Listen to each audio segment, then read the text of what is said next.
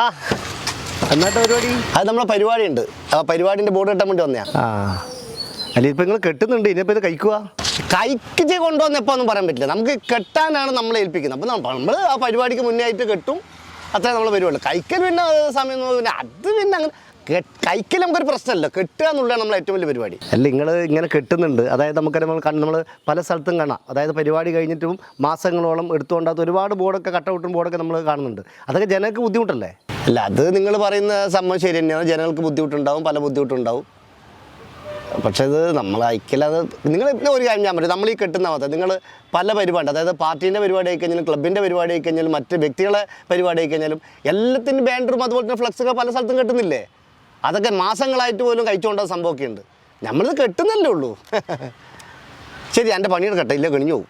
ശരി, നിങ്ങൾ പണിയെടുക്കട്ടെ. കണ്ടല്ലോ കാര്യങ്ങൾ. ഓരോ ആൾക്കും അവരുടേതായ ജോലിയുണ്ട്. അത് ഫ്ലക്സ് കിട്ടുന്ന ജോലി ഉണ്ടാവാം, പ്രിൻ്റ് അടിക്കുന്ന ജോലി ഉണ്ടാവാം, നോട്ടീസ് വിതരണം ചെയ്യുന്ന ജോലി ഉണ്ടാവാം. എല്ലാവരും ജീവിക്കാൻ വേണ്ടി ഓരോ ജോലി ചെയ്യുന്നതാണ്. പക്ഷേങ്കിൽ നമ്മൾ നമ്മുടെ സമൂഹത്തിൻ്റെ ടൗൺ ഏരിയയിൽ കഴിഞ്ഞാൽ പല സ്ഥലത്ത് നമ്മൾ നോക്കിക്കാണുന്നത്, അതായത് പരിപാടി കഴിഞ്ഞിട്ട് തൂങ്ങിക്കിടക്കുന്ന ഒരുപാട് ഫ്ലക്സുകൾ, ഇങ്ങനെ ജനങ്ങൾ നടന്നു പോകുന്ന വഴിയിലേക്ക് ചെരിഞ്ഞു കിടക്കുന്ന ഫ്ലക്സുകൾ, ഇതൊക്കെ ഒരുപാട് അലക്ഷ്യമായിട്ട് കെട്ടി തൂക്കിയിട്ടുണ്ട്. അതുകൊണ്ട് കൃത്യമായ സ്ഥലം മനസ്സിലാത്തവരുണ്ട്, പോകുമ്പോൾ വാഹനങ്ങൾ വരുന്ന കാണാൻ പറ്റാത്ത ആൾക്കാരുണ്ട്. അങ്ങനെ അപകടം വന്ന് മരണപ്പെട്ട സംഭവം പോലും നമ്മുടെ കേരളത്തിലുണ്ട്. ഒറ്റ കാര്യമാണ് പറയാനുള്ളത്, അതായത് പുതിയ നിയമമൊക്കെ വരാൻ വേണ്ടി പോവാം, പാസ്സാക്കിയിട്ടില്ല, അതിൻ്റെ കരട് രേഖയൊക്കെ ഇറക്കിയിട്ടുണ്ട്. അതായത് ചരിത്ര സ്മാരകങ്ങളുടെ മുന്നിൽ ഫ്ലക്സ് പതിക്കുക, അതുപോലെ തന്നെ മറ്റുള്ള ബോർഡുകൾക്ക് വെച്ച് കഴിഞ്ഞാൽ 1 വർഷം കഴിയുന്ന തടവും 1 ലക്ഷം രൂപയും പിഴയടക്കേണ്ടി വരും. അല്ലാതെ പൊതുയിടങ്ങളിൽ പോസ്റ്റർ ഒട്ടിക്കുക, അതുപോലെ തന്നെ പിന്നെ ഫ്ലക്സ് വെക്കുക, അങ്ങനെയൊക്കെ ചെയ്തു കഴിഞ്ഞാൽ 60,000 രൂപയും 6 മാസം തടവ് അനുഭവിക്കേണ്ടി വരും. ഇങ്ങനെ ഒരുപാട് പ്രശ്നങ്ങളുണ്ട്.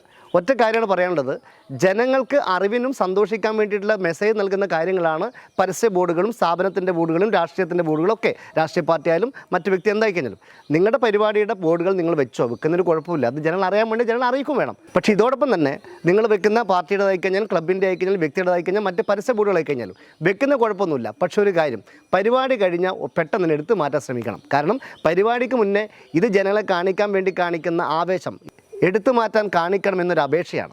കാരണം പുതിയ നിയമങ്ങളൊക്കെ വരാൻ വേണ്ടി പോകാണ്. ആ വരുന്നതിലിടക്കെങ്കിലും കാര്യങ്ങൾ നന്നായിട്ട് പോട്ടെ. ജനങ്ങളെ ഉപദ്രവിക്കാതെ ജനങ്ങൾക്ക് നന്നായിട്ട് പോകാൻ വേണ്ടി ഇതുപോലെ മാർഗ്ഗതടസ്സങ്ങളുള്ളത് എത്രയും പെടുത്ത് എടുത്തു മാറ്റുക. ഇതൊരു അഭ്യർത്ഥനയാണ്. This program sponsored by Dark Brown Paint Supermarket.